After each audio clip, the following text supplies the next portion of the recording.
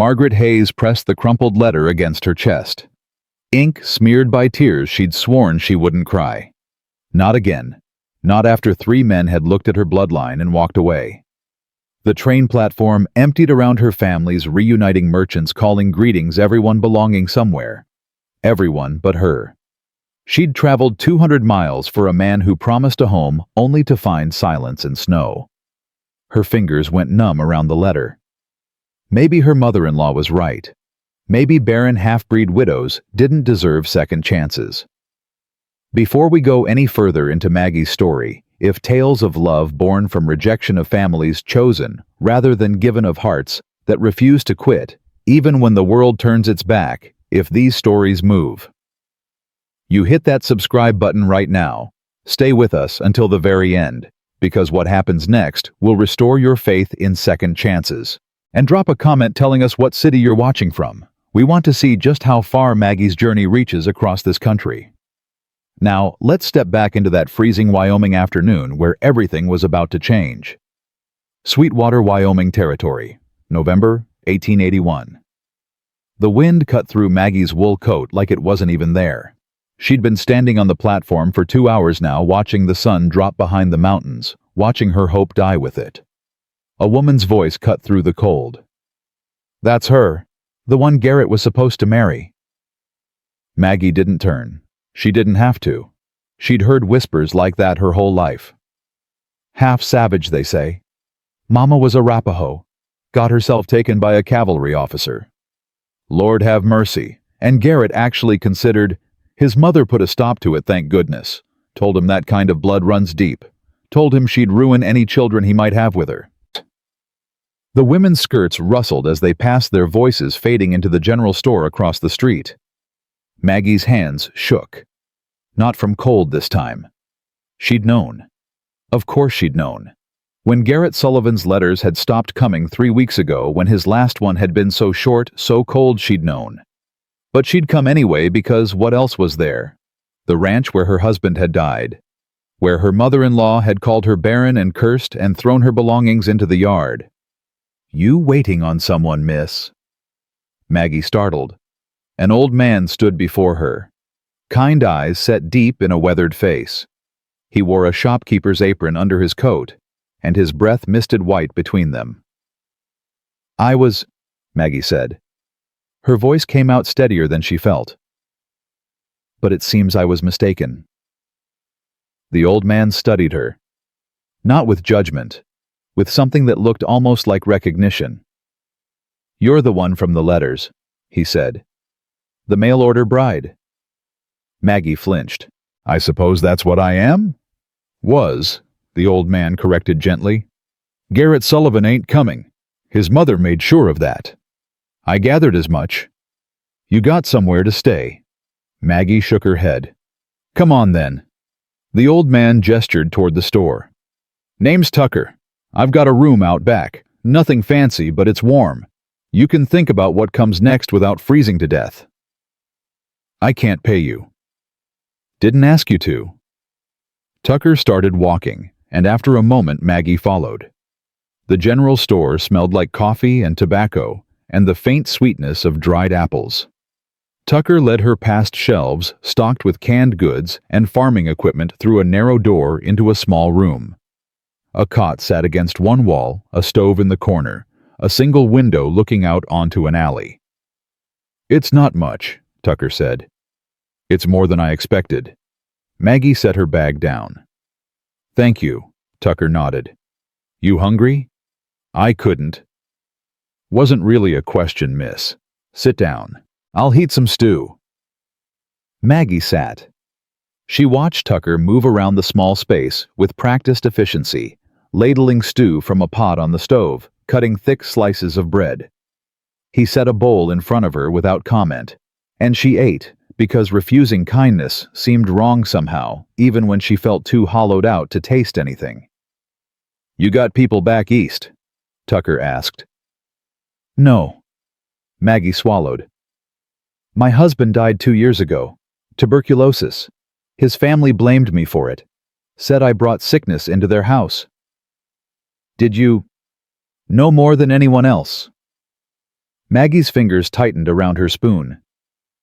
But I couldn't give him a son? That was sin enough. Tucker made a sound that might have been sympathy or disgust. And your own people. My mother died when I was born. My father... Maggie paused. My father was a cavalry officer who didn't stay around to see what he'd done. The Arapaho women who raised me tried their best, but when I was 17, a missionary said I'd have better prospects in white towns. He was wrong. Seems like a lot of folks have been wrong about you. Maggie looked up sharply. Tucker's expression hadn't changed, but something in his tone made her throat tight. I've been wrong about myself too, she admitted. Before Tucker could respond, a sound came from outside. High-pitched, frightened. A child's cry. Tucker frowned. That's coming from the Tate place, or what used to be the Tate place. What do you mean family that lived there left 3 days ago, middle of the night, owed money all over town? Tucker stood. But they had a little girl. The crying came again. Desperate now. Maggie was on her feet before she'd decided to move. She pushed past Tucker out the back door into the alley.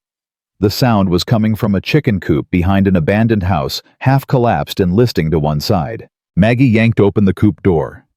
A small girl huddled in the corner wrapped in a blanket too thin for the weather. 4 years old, maybe 5. Blonde hair matted with straw, eyes huge and terrified. It's all right, Maggie said softly. I won't hurt you. The girl didn't move. Maggie crouched down, making herself smaller, less threatening. My name is Maggie. What's yours? No answer. Are you cold? A tiny nod. Would you like to come inside where it's warm? The girl's lip trembled. Mama said stay. Maggie's heart cracked. When did Mama say that? Before she left. How long ago was that, sweetheart? The girl looked down at her hands. Lots of sleeps. Tucker appeared in the doorway behind Maggie. Lord have mercy. That's Rose Tate. I thought her parents took her. They didn't, Maggie said quietly. She turned back to the child. Rose, I'm going to pick you up now. Is that all right? Rose didn't answer, but she didn't resist when Maggie lifted her. The girl weighed almost nothing. Her skin was ice cold, her breathing shallow.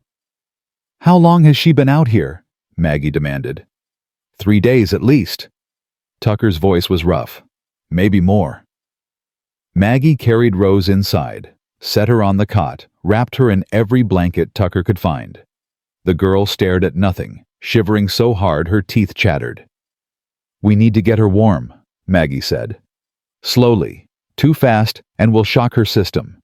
You know medicine. I was a nurse during the war. Maggie was already moving, checking Rose's fingers and toes for frostbite, listening to her breathing. She's malnourished and hypothermic, but I don't think there's permanent damage. Not yet. I'll get the doctor. No. Maggie's tone was sharp. Not yet. Let me stabilize her first. Tucker hesitated, then nodded. What do you need? Warm water, not hot, and something with sugar. Tea if you have it. Tucker left. Maggie sat beside Rose, rubbing the girl's hands, gently talking to her in a low, steady voice. You're safe now. No one's going to hurt you. I know you're scared, but you're going to be all right. Rose's eyes finally focused on her face. Are you my new mama? Maggie's breath caught. No, sweetheart. I'm just someone who's going to take care of you until we find your family. Don't have family anymore? Rose's voice was so small. They went away. I know. I'm sorry. Are you going away too? Maggie looked at this child who'd been abandoned, left to die in a chicken coop, and something inside her shifted, hardened into resolve. No, she said. I'm not going anywhere. Tucker returned with water and sweet tea. Maggie coaxed Rose to drink slow sips that wouldn't overwhelm her stomach. Color started returning to the girl's face. Her shivering eased. I should notify the sheriff, Tucker said. About what? About Rose. She'll need to be placed somewhere. She's placed here. Maggie didn't look up. Unless you're throwing us both out." Tucker was quiet for a moment. "That's not what I meant." "Then what did you mean?" "The town's going to have questions about who's responsible for her." "I am." Maggie met his eyes. "Unless you know someone better suited." Tucker shook his head slowly. "There's an orphanage in Denver. Takes children like her." "Children like her? Children nobody wants." Maggie's jaw tightened. "I want her." "You can't just decide to keep a child, miss. There's laws, paperwork, and you're—" He trailed off. "I'm what, a half-breed widow with no husband and no prospects." Maggie's voice stayed level, but anger burned underneath.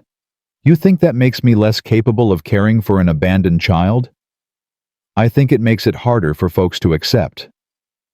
"Folks didn't accept me before I found her. At least now I'll have a reason to stay." Tucker studied her. Whatever he saw in her face made him nod. "All right, I'll talk to the sheriff tomorrow. See what can be done legal-like." "Thank you." Tucker left them alone. Maggie sat beside Rose, watching the girl's eyes drift closed, her breathing even out. When she was certain Rose was asleep, Maggie allowed herself to lean back against the wall. She'd come to Sweetwater expecting a husband. She'd found a child instead. The universe had a strange sense of humor. But sitting there in that small, warm room listening to Rose breathe, Maggie felt something she hadn't felt in 2 years. Purpose. The knock came just after dawn. Maggie woke with Rose curled against her side, still sleeping. She eased out of bed carefully, not wanting to wake the girl, and opened the door. A woman stood there, 50s maybe, with steel gray hair and a mouth that looked like it had forgotten how to smile. She wore black silk and carried herself like royalty, slumming in a frontier town. "You're the mail-order bride," the woman said, not a question. "I'm Margaret Hayes." "I'm Abigail Carter, the preacher's wife." Mrs. Carter's eyes flicked past Maggie to where Rose still slept. "I heard you took in the Tate child." "I found her abandoned in a chicken coop." "How charitable." The words dripped with something that wasn't quite approval. "I've come to collect her." Maggie's hand tightened on the doorframe. "Collect her?" "The church will arrange for her transport to the orphanage in Denver. It's the proper place for children without families." "She has a family.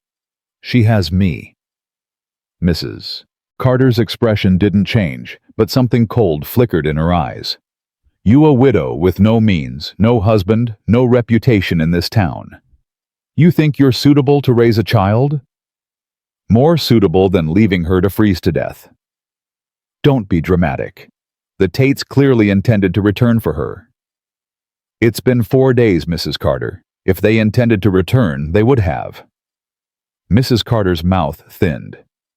"Nevertheless, the child cannot stay with you. It's not appropriate." "Why? Because I'm not married. Because of who my mother was." Maggie took a step forward.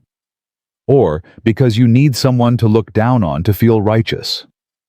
The silence that followed was sharp enough to cut. "I see Garrett made the right decision." Mrs. Carter said finally, "You're exactly as crude as I warned him you'd be. You warned him. I showed him his duty to his family, to his future children. I made him understand that marrying a woman with savage blood would be a betrayal of everything his father built." Maggie felt heat rise in her chest, but she kept her voice steady. "And you think that makes you godly? I think it makes me realistic. This is a Christian town, Miss Hayes. We have standards." "Then I'll meet them." Maggie lifted her chin. "I'll find work. I'll prove I can provide for Rose.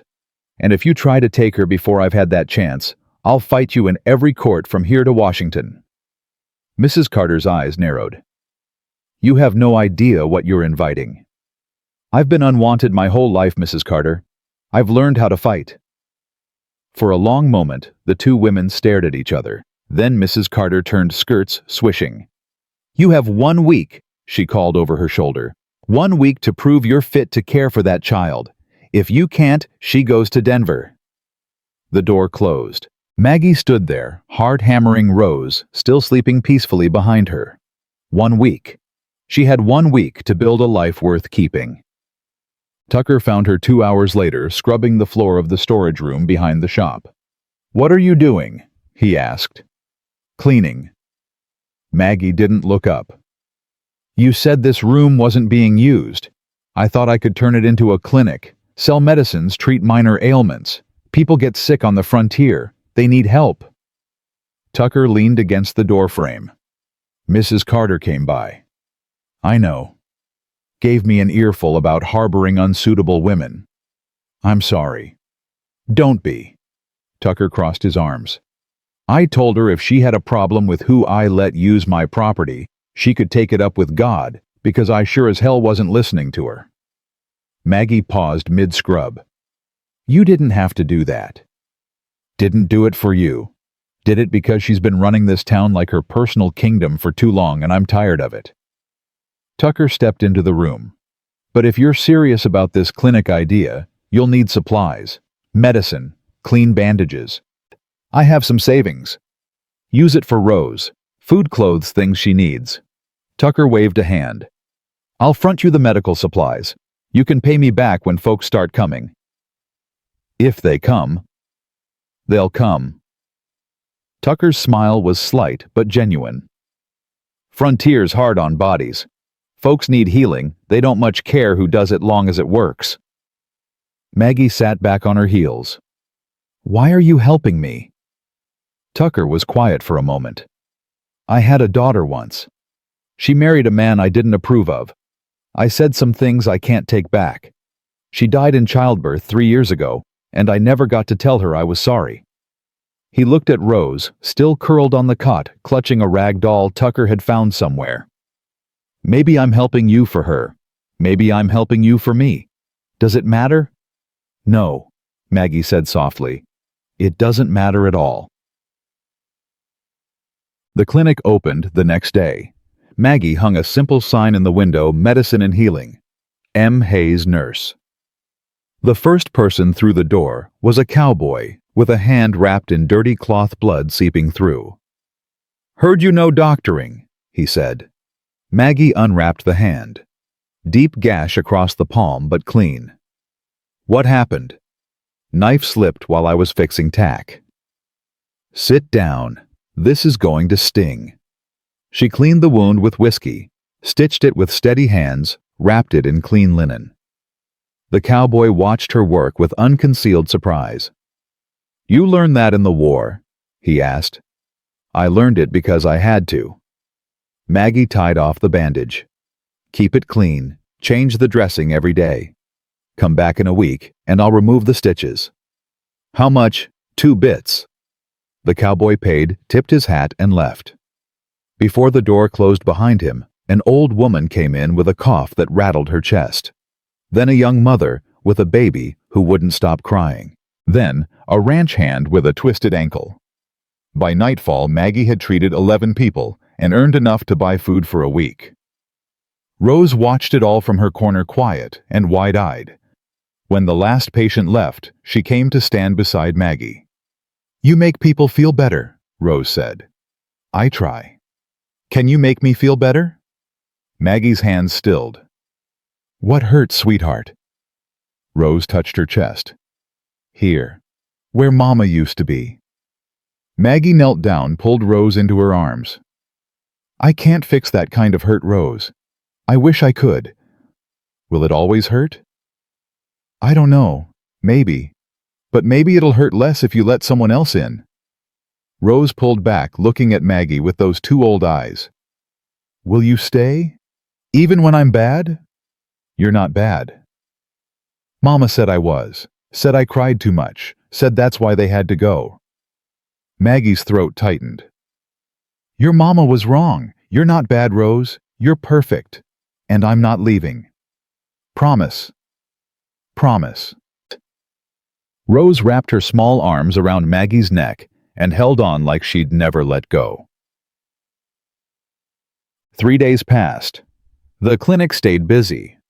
Word spread that the new woman, the half-breed widow, knew her medicine, didn't ask questions, didn't charge more than folks could afford. Maggie treated fence cuts and fevers, set a broken finger, delivered a calf when the rancher's regular hand was too drunk to help. Mrs. Carter watched from across the street, her mouth pressed into a thin line. On the fourth day, she came again. "You've made quite the impression," Mrs. Carter said. Maggie was grinding willow bark for tea. She didn't stop. "Is that disapproval I hear?" "It's observation. People talk. People always talk. They're saying you're competent, skilled even." Mrs. Carter paused. "They're also saying you shouldn't be raising a child alone." "I'm not alone. I have Tucker." An old man running a general store is not a suitable family environment. Maggie set down her pestle. "What do you want, Mrs. Carter? I want what's best for that child." "Then leave her with me." "I can't do that." Mrs. Carter's voice was almost gentle. Almost. "You're unmarried, Miss Hayes. Regardless of your skills as a healer, an unmarried woman cannot properly raise a child in this territory. The law is quite clear." "Then I'll marry." Mrs. Carter laughed a sharp, bitter sound. "Who Garrett won't have you? No decent man in this town will take on a half-breed widow with a borrowed child." "Then I'll find an indecent one." The words came out before Maggie could stop them. Mrs. Carter's eyes widened, then narrowed. "You're serious?" "Completely." "You'd marry a stranger just to keep that girl?" Maggie met her gaze steadily. "I'd do worse than that, Mrs. Carter. And if you try to take Rose before I've exhausted every option, I'll make sure everyone in this town knows how the preacher's wife would rather see a child shipped off to an orphanage than give a capable woman a chance." "You're threatening me." "I'm making you a promise." They stared at each other. Finally, Mrs. Carter turned toward the door. "You have 4 days left, Miss Hayes. Use them wisely." When she was gone, Tucker emerged from the back room. "You can't marry just anyone," he said. "I know. And you can't marry someone you don't know." "I'm aware." "So what's your plan?" Maggie looked at Rose coloring on scrap paper in the corner. "I don't have one yet, but I'll think of something." Tucker shook his head. "You're the stubbornest woman I ever met." "Thank you." Wasn't a compliment. That night, Maggie couldn't sleep. She lay on the cot beside Rose, staring at the ceiling, trying to think. She needed a husband, a real one, or at least one who'd stand up in front of witnesses and say the words. Someone respectable enough that Mrs. Carter couldn't object. The problem was, she didn't know anyone in Sweetwater. Didn't know who was married, who was available, who might be desperate or kind or foolish enough to tie themselves to a woman with nothing to offer. A sound outside made her tense. Footsteps, heavy boots on frozen ground. Maggie slipped out of bed, moved to the window. A man stood in the alley, barely visible in the moonlight. Tall, broad-shouldered, carrying something in his arms. She recognized the shape. A saddle. He was heading toward the blacksmith shop across the way. The shop door opened. Light spilled out. Maggie caught a glimpse of the man's face, dark hair, dark eyes, a jaw that looked carved from granite. She'd seen him before. In town. He never spoke to anyone, never looked up when he passed, just did his work and left. Tucker had mentioned him once. The blacksmith. Lived alone. Kept to himself. Something about his wife dying. Maggie watched him disappear into the shop. Watched the light dim as he closed the door. An idea formed. Desperate. Probably foolish. But it was all she had. The next morning, Maggie left Rose with Tucker and crossed the street to the blacksmith shop. The heat hit her first, the forge burning hot, metal glowing orange. The man stood with his back to her hammer, rising and falling in steady rhythm, shaping something she couldn't see.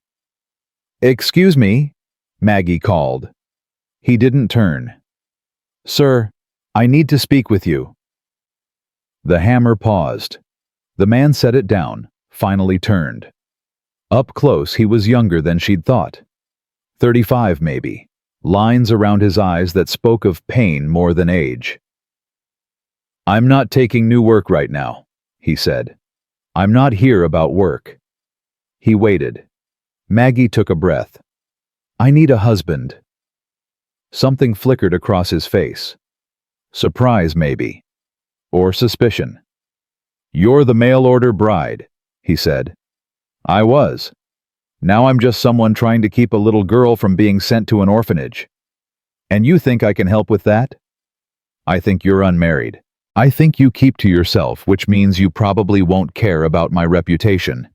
And I think... She hesitated. I think you understand what it's like to lose someone. His jaw tightened. You don't know anything about me. I know you're alone. So am I. So is Rose. Maggie stepped closer. I'm not asking for love. I'm not even asking for companionship. I'm asking for a name and a legal document that says I'm respectable enough to raise a child. And what do I get? What do you want? He looked at her for a long moment. Why me? Because everyone else in this town has already decided who I am. You haven't looked at me long enough to judge. Maybe that should tell you something. Maybe it tells me you're smart enough to mind your own business. Maggie held his gaze. I don't need a hero. I need someone willing to stand in front of a preacher and say a few words. That's all. The blacksmith turned back to his forge. I don't do charity. Neither do I. This is business. Marriage isn't business. It is when both people know what they're getting. He picked up his hammer again. The answer's no. Maggie stood there watching him work, feeling her last hope crumble. Then she turned and walked out. She'd almost reached the clinic when his voice stopped her. Wait. She turned. He stood in the doorway of the shop, silhouetted by the fire behind him. What's the girl's name? He asked. Rose. How old? 4, maybe 5. He was quiet.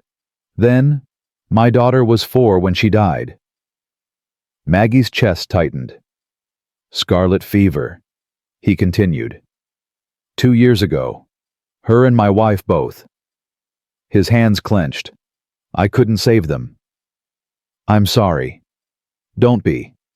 I stopped wanting sorry a long time ago. He stepped forward.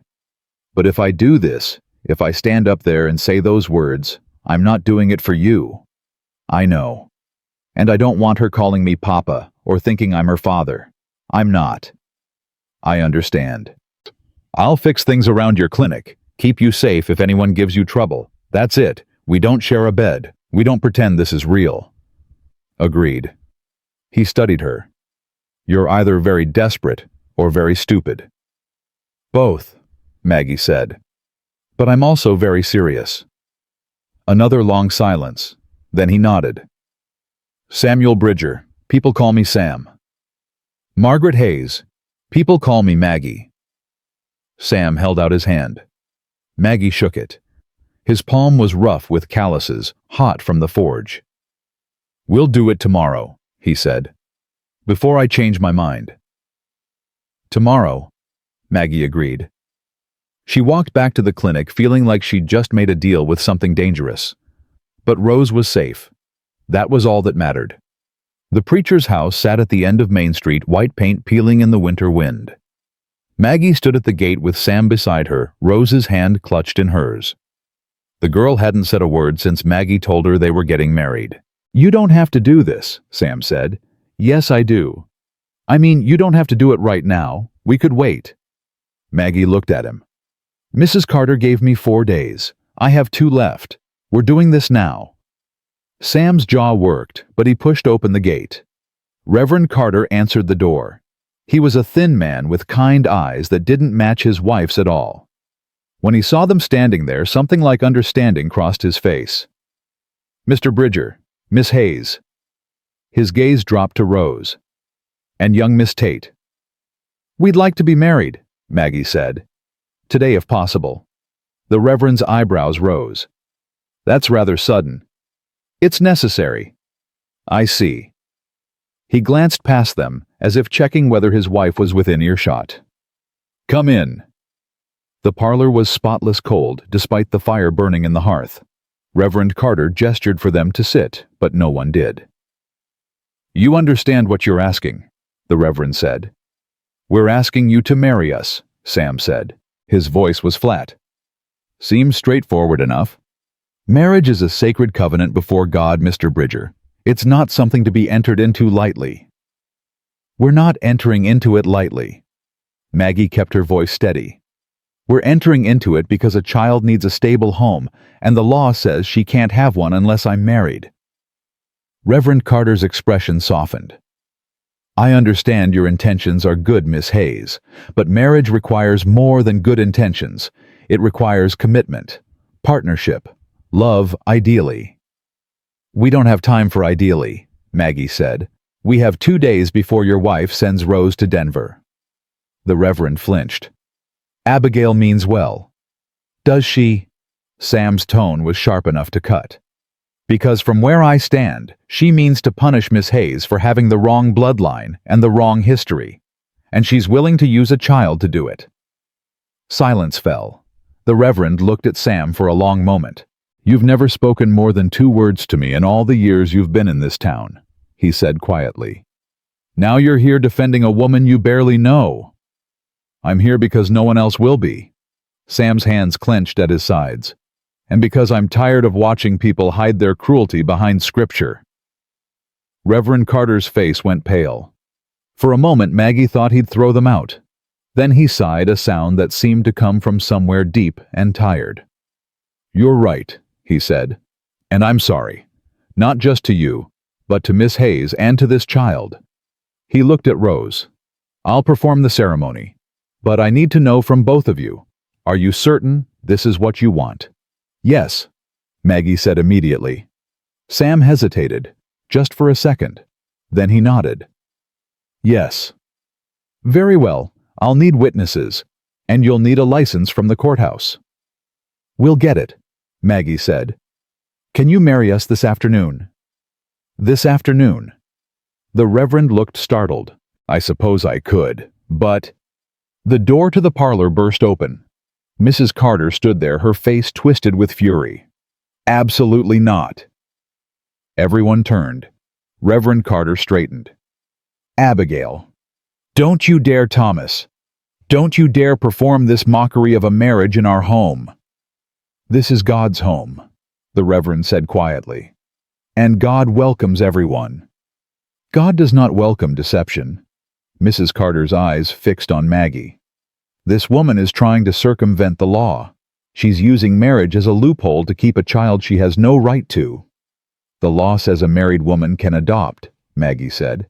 "I'll be married. I'll have every right." "You'll have nothing." Mrs. Carter stepped closer. "I've already contacted the territorial judge.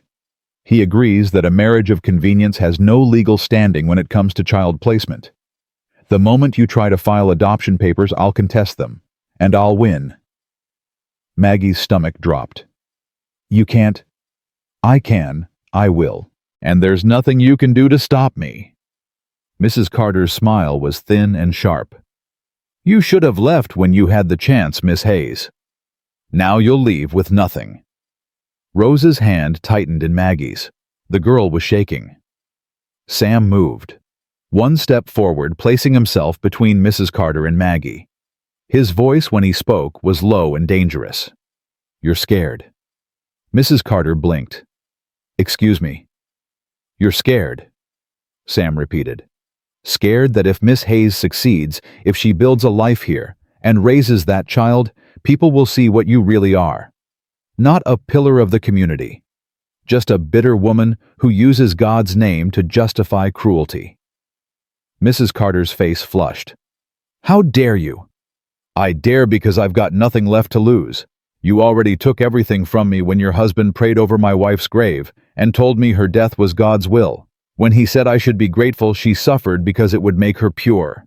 Sam's voice cracked. "So you go ahead and fight us. Contact your judge. Do whatever you think you need to do. But know this, I'll stand up in court and tell them exactly what kind of Christian charity you practice." The Reverend moved between them. "That's enough. Both of you. Thomas." No, Abigail. Enough. Reverend Carter's voice was firm. I will perform this marriage. Today. And if you try to stop me, I'll perform it in the middle of Main Street with the whole town watching. Mrs. Carter stared at her husband like she'd never seen him before.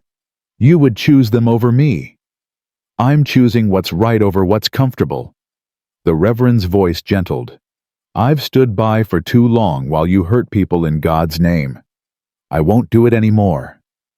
Mrs. Carter's mouth opened-closed. Then she turned and walked out, her footsteps echoing through the house.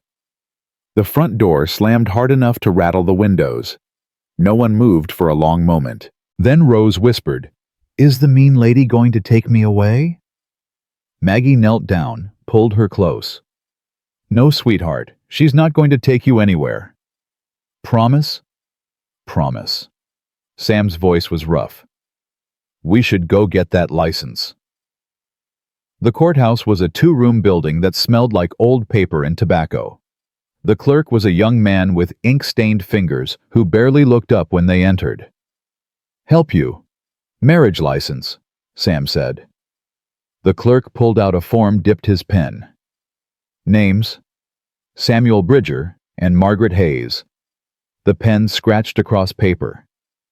Ages: 35 and 29. Previous marriages. Sam's hand tightened on the counter. Widower. Widow, Maggie added. The clerk didn't react. Fee is $2.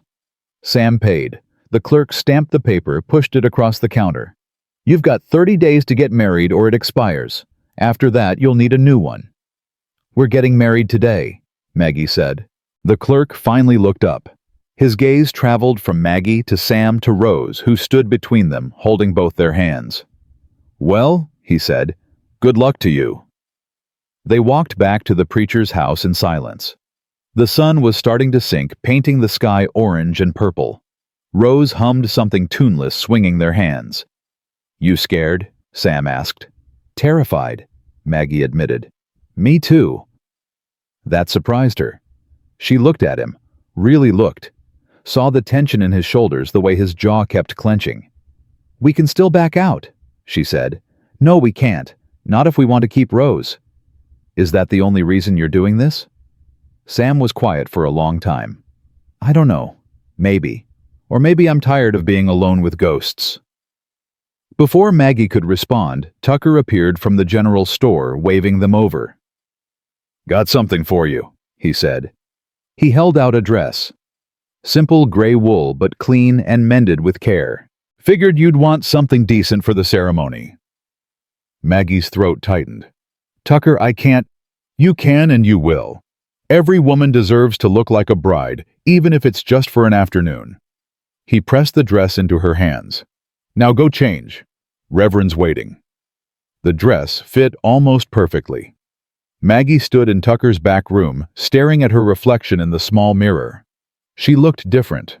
Not beautiful, she'd never been that, but solid. Real. Like someone who deserved to be chosen. Rose appeared in the doorway, eyes wide. You look like a princess. I look like a woman in a borrowed dress. Same thing, Rose said solemnly. Maggie laughed, despite everything. She held out her hand. Come on, let's go get married. The ceremony took less than 10 minutes. Reverend Carter spoke the words with quiet dignity, his voice steady, even though his wife was nowhere to be seen. Tucker stood as witness rose between him and Maggie. Do you, Samuel Bridger, take this woman to be your lawfully wedded wife? Sam's voice was flat. I do. And do you, Margaret Hayes, take this man to be your lawfully wedded husband? Maggie looked at Sam. At this stranger who was saving her for reasons he couldn't quite name. I do. Then by the power vested in me by the Wyoming Territory, I pronounce you husband and wife. Reverend Carter closed his Bible. You may kiss the bride. Sam went still. So did Maggie. That's not... Maggie started. It's tradition, the Reverend said gently. And if Mrs. Carter is going to contest this marriage, You'll want witnesses who can testify it was real." Sam looked at Maggie. Something passed between them. Not love, not even attraction. Just a shared understanding that they'd come too far to stop now. He leaned in, kissed her. Brief chaste, his lips barely brushing hers. But Rose clapped delighted, and Tucker smiled, and Reverend Carter signed the certificate with a flourish. "Congratulations," he said. "You're married." They walked back to the clinic as the sun set completely. Rose skipping ahead, Tucker carrying the signed certificate like it was made of gold. "You'll want to file this at the courthouse first thing tomorrow," Tucker said. "Make it official before Mrs. Carter can cause more trouble." "We will," Maggie said. They reached the clinic. Tucker handed Sam the certificate, tipped his hat to Maggie. "Welcome to the family such as it is." Then he was gone, and it was just the three of them. Maggie and Sam and Rose. Rose yawned, suddenly exhausted. Maggie scooped her up. "Bedtime, sweetheart. Will you tell me a story?" "Of course." Sam stood awkwardly near the door. "I should go." "Wait." Maggie settled Rose on the cot. "We should talk about arrangements." "What arrangements?" "Living arrangements, finances. How we're going to make this look real enough that Mrs. Carter can't challenge it." Sam's expression was unreadable. "I'll sleep at the forge. Come by during the day. Fix things. Play the part of a husband when people are watching. That's what you wanted, right?" "Sam? I said I'd marry you. I did. But I'm not going to pretend we're something we're not when it's just us." He left before she could argue. Maggie stood there feeling the weight of what she'd done. She was married to a man who didn't want her. Responsible for a child who wasn't hers. Fighting a woman with power and influence and enough cruelty to use both. But Rose was safe. For tonight at least Rose was safe. That would have to be enough. Morning came too fast. Maggie woke to Rose shaking her shoulder, sunlight streaming through the window. "He's here," Rose whispered. "Who?" "The Woodhorse man. I mean your husband." Maggie sat up. Sam stood outside the clinic holding a toolbox and looking deeply uncomfortable. She opened the door. "You're early." "Couldn't sleep." He gestured at the clinic. "Thought I'd fix that loose step. And the window frame. It's letting in cold air." "You don't have to." "I know. But if we're doing this, we're doing it right." He knelt by the step, pulling out a hammer. "People talk. I want them talking about how I take care of my wife, not about how this marriage is obviously fake." The word wife sent something strange through Maggie's chest. She pushed it away. "Thank you." Sam just grunted and started working. The day fell into an uneasy rhythm. Sam fixed things. Maggie treated patients. Rose colored pictures and asked questions neither of them knew how to answer. "Why don't you sleep here?" Rose asked Sam at lunch. Sam's hammer paused mid-swing. "Because I've got work at the forge." "But married people sleep in the same house. I saw it in town." "We're not like other married people," Maggie said carefully. Rose's face crumpled. "Is it because of me? Because I'm here and you don't have room?" "No, sweetheart. I can sleep outside. In the coop again. I don't mind." "Rose, no." Sam's voice was sharp enough that both Rose and Maggie jumped. He set down his hammer, came to kneel in front of the girl. "You're not sleeping outside ever again. You understand me?" Rose's eyes filled with tears. "Then why won't you stay?"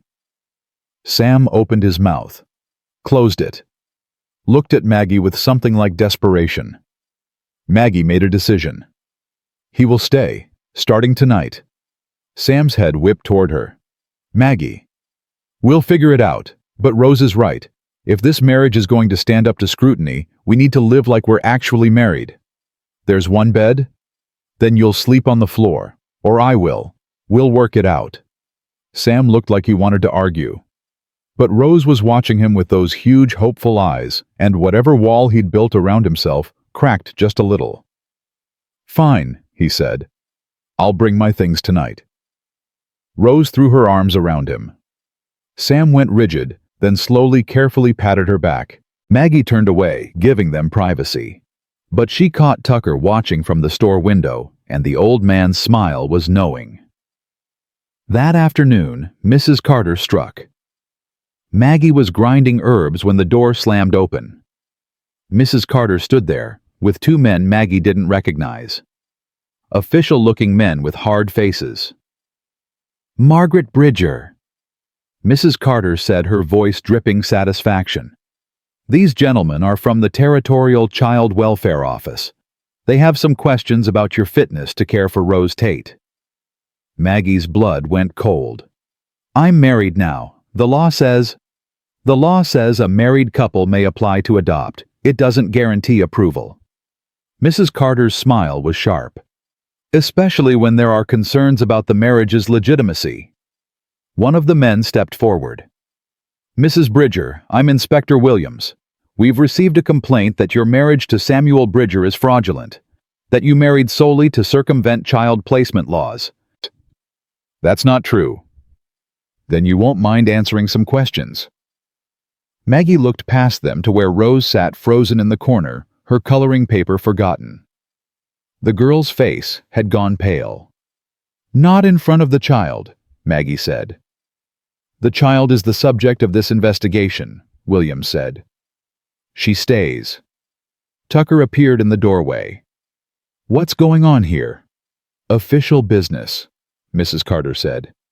"You're not needed." "Like hell I'm not. This is my property and you're harassing my tenants." "We're conducting a lawful investigation." "Then conduct it somewhere else. Or wait until Mr. Bridger gets back so both spouses are present. Seems only fair since you're questioning their marriage." Williams frowned. "Where is Mr. Bridger?" "At the forge," Maggie said. "Working." "Convenient," Mrs. Carter murmured. "I'll get him," Tucker said. He was gone before anyone could stop him. The wait felt eternal. Williams and his partner asked questions. How long had she known Sam? Why had they married so quickly? Where did he sleep? What did they eat for breakfast? Maggie answered as calmly as she could, but every question felt like a trap. Rose didn't move from her corner. She just stared at the men with those huge, terrified eyes. Finally, Sam appeared. His face was dark with anger, his hands still dirty from the forge. "What's this about?" Williams introduced himself again, explained the investigation. Sam listened with his jaw clenched so tight Maggie thought it might break. "You're questioning whether my marriage is real," Sam said when Williams finished. "We're investigating concerns that have been raised." "By her?" Sam pointed at Mrs. Carter. "A woman who's had it out for my wife since the day she arrived in this town." "That's not relevant." "It's damn relevant. You want to know if our marriage is real, fine. Ask whatever you want. But you do it without scaring that child." Sam moved to Rose, picked her up like she weighed nothing. "Come on, Rose, let's go to the forge. You can work the bellows." "Mr. Bridger, we need to complete this interview." "Then come to the forge when you're done harassing my wife." Sam carried Rose out, and the girl wrapped her arms around his neck like she'd never let go. The door closed behind them. Maggie felt something in her chest crack open. Not love. Not yet. But something that might become it given time. Williams cleared his throat. "Mrs. Bridger, do you love your husband?" The question hung in the air. Mrs. Carter leaned forward, eyes gleaming. Maggie thought about Sam working on her clinic step this morning. About him kneeling in front of Rose, promising she'd never sleep outside again. About him standing up to Mrs. Carter in Reverend Carter's parlor. "Yes," she said, and meant it. William studied her. "How long have you known him?" 5 days. "And you married him after 5 days." "I married him because I needed a husband, and he needed a reason to stop hiding from the world. Because we're both broken in places that fit together. Because when I looked at him, I didn't see someone who'd save me. I saw someone I could stand beside." Maggie met Williams's eyes. "Is that love?" "Maybe not yet, but it's real. And it's more than a lot of people start with." Silence. Williams exchanged a look with his partner. "We'll need to inspect the living arrangements," Williams said finally. Verify that you're cohabitating as husband and wife. Fine. Come back tomorrow. Sam will be here tonight. Mrs. Carter's smile faltered. You're lying. No, Mrs. Carter. For the first time in my life, I'm telling the complete truth. Maggie stood. Now, if you're done, I have patients to see. Williams nodded. They left. Mrs. Carter lingered. This isn't over, she said. I know, Maggie replied. But neither am I. That night, Sam arrived with a single bag. Maggie watched him set it down by the door, his movements careful, like he was handling something fragile. You sure about this? He asked. No, but we're doing it anyway. Rose was already asleep on the cot. Sam looked at her, then at the narrow floor space. I'll take the floor, Maggie said. No, you take the bed with Rose. I'll manage. Sam, I said I'll manage. His tone left no room for argument. They moved around each other like dancers learning new steps. Awkward, careful, neither quite sure where they fit. Maggie lay down beside Rose. Sam stretched out on the floor with a single blanket. The lamp went out. In the darkness, Sam's voice came quiet. My daughter's name was Lily. Maggie went still. She had your eyes. Same color. Same shape. His breath hitched. My wife Anna, she got sick first. Then Lily. I tried everything. Brought in doctors from 3 towns over. Prayed until I couldn't speak. It didn't matter. They died within hours of each other. Sam? I couldn't even look at children after that. Couldn't be near them without feeling like I was drowning. But then Rose grabbed my hand today, and I didn't feel like I was drowning. I felt like maybe I could breathe again. Maggie's eyes burned. She needs you. I need her too. And I think... He stopped. I think maybe I need you too. Not because you're my wife, but because you're the first person in 2 years who looked at me and didn't see a tragedy. You just saw someone who could help. Is that enough to build a marriage on? I don't know, but it's more than I had yesterday. Maggie reached down, found his hand in the darkness, squeezed it once. Then we'll figure out the rest as we go. His fingers tightened around hers. And for the first time since arriving in Sweetwater, Maggie felt like maybe possibly she'd found something worth keeping. Morning brought Inspector Williams back with a woman who introduced herself as Miss Porter from the Territorial Welfare Office. Sam was heating coffee on the stove when they knocked. Maggie answered with Rose clinging to her skirt. We're here to inspect the premises, Williams said. Sam set down the coffee pot. Come in. Miss Porter walked through the small space with sharp eyes, noting everything. The single cot where Maggie and Rose had slept. The blanket folded neatly on the floor where Sam had been. The shelf holding Sam's spare shirt next to Maggie's medicine supplies. You sleep on the floor, Mr. Bridger, Miss Porter asked. For now, we're building a proper bed frame. Takes time. And you take your meals together. Every night, Maggie said. Breakfast too when Sam's not at the forge early. Miss Porter made notes. The child seems attached to you both. Rose pressed closer to Maggie. Sam crouched down, met Rose's eyes. You scared? He asked quietly. Rose nodded. These folks just want to make sure you're safe and cared for. That's all. You want to tell them how you feel about living here. Rose looked at Miss Porter, then back at Sam. I want to stay. Why? Miss Porter's voice was gentler than Williams's. Because Miss Maggie makes me feel better when I'm sad, and Mr. Sam makes wooden horses, and nobody yells here. Rose's chin trembled. My old mama yelled lots, and then she left, but these ones won't leave. They promised. Something shifted in Miss Porter's expression. She wrote more notes, then straightened. We'll need character references. People who can speak to your fitness as parents. Tucker at the general store, Maggie said immediately. Reverend Carter, anyone who's come to the clinic. Williams frowned. We'll want to speak with Mrs. Carter as well." "I'm sure you will," Sam said evenly. "But you'll also want to talk to the folks who've actually seen us with Rose, not just the ones who don't want us to have her." Miss Porter almost smiled. "We'll be thorough, Mr. Bridger. That I can promise." They left. Maggie sagged against the wall. "They're going to take her," she whispered. "No." Sam's voice was hard. "They're not." "You heard them. They want references, character witnesses. We've only been married 3 days. Then we make every one of those days count." Sam pulled on his coat. "I'm going to talk to folks. Get ahead of this." "Sam." But he was already gone. Rose tugged Maggie's hand. "Are they going to send me to Denver?" Maggie knelt, pulled her close. "Not if I have anything to say about it."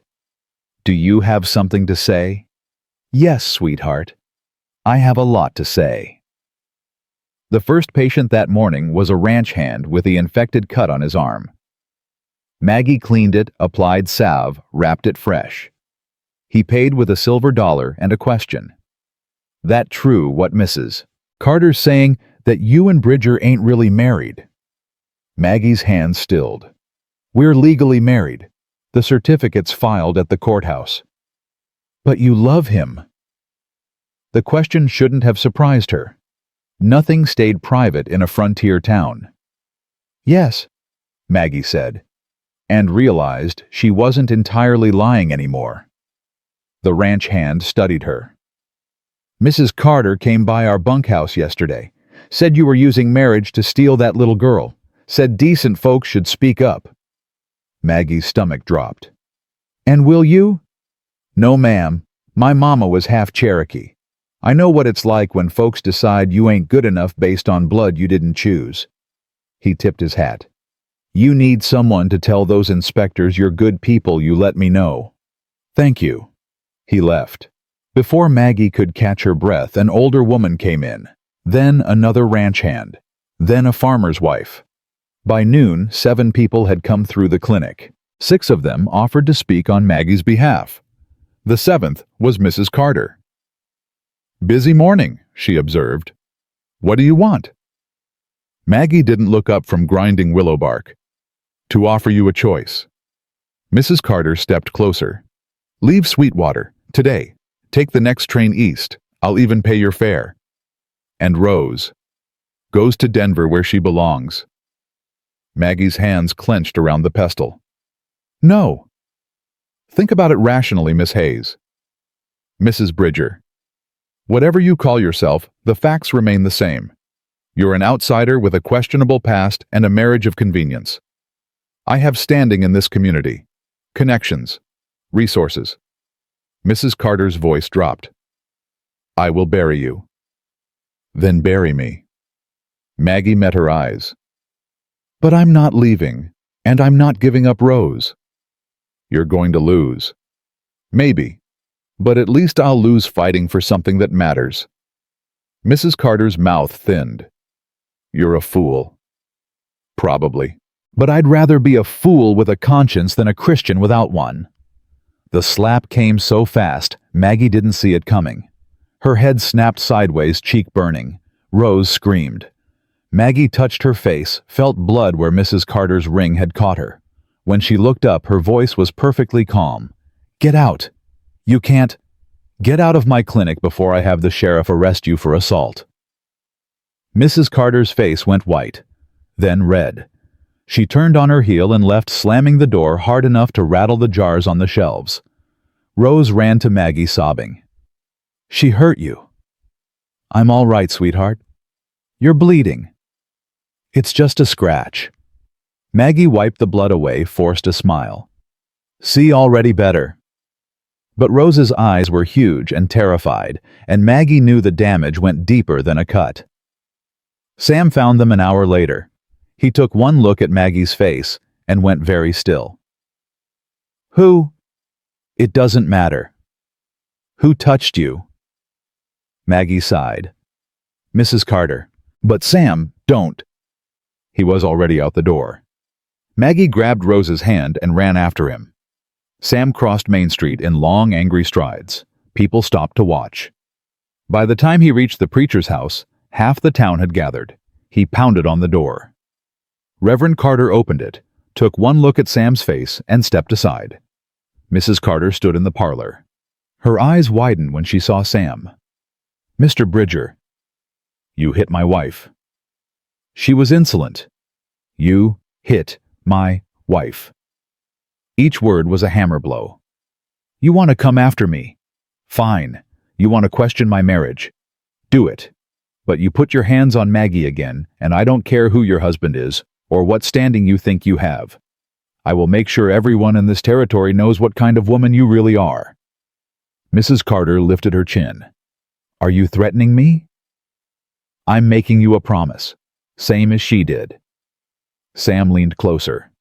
"You leave her alone. You leave Rose alone. Or I start talking about how you told me God wanted my wife and daughter to die.